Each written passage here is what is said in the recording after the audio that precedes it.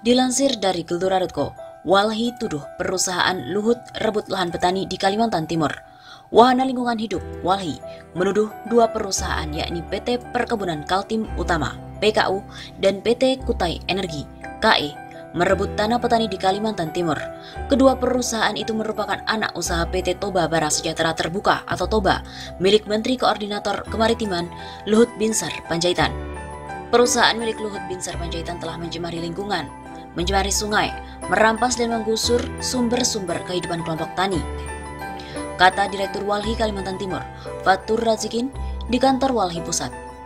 Penggusuran secara ilegal lahan warga oleh PT PKU dan PT KE diduga telah berjalan sejak 2005 lalu. Walhi mengklaim lahan warga yang dirampas di 3 kecamatan yakni Kecamatan Muara Jawa, Loajanan, dan Sanga-Sanga di Kabupaten Kutai Kartanegara.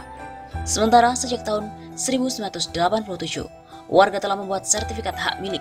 Selain itu, pada 1997, warga yang belum memiliki sertifikat hak milik telah membuat SPPT atau Surat Penguasaan Pemilikan Tanah.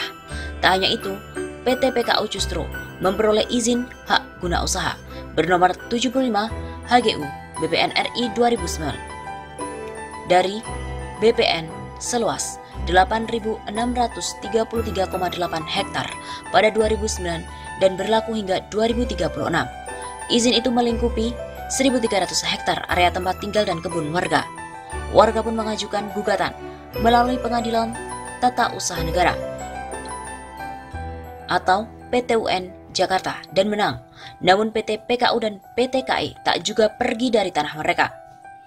Jika agenda reforma agraria pemerintah ingin berhasil, maka langkah pertama yang harus dilakukan oleh Presiden adalah menertibkan jajarannya dari bisnis yang melanggar HAM dan merusak lingkungan, kata Fatur. Kini, Walhi memfasilitasi warga yang menuntut perusahaan untuk memulihkan lahan warga yang telah dialihfungsikan sebagai kebun sawit dan tambang batubara. Selain itu, warga juga menuntut perusahaan untuk mengeluarkan kampung dan lahan pertanian masyarakat dari HGU perusahaan.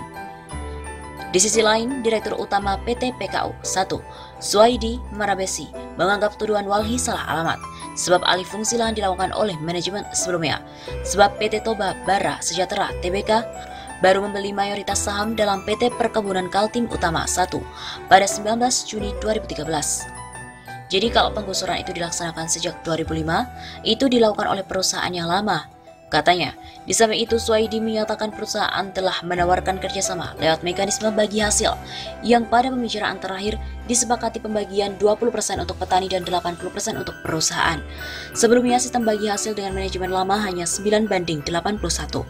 Sementara itu, Direktur PT Toba Bara Sejahtera Terbuka, Pandu Syahrir, belum menjawab pertanyaan Kata Data soal masalah ini.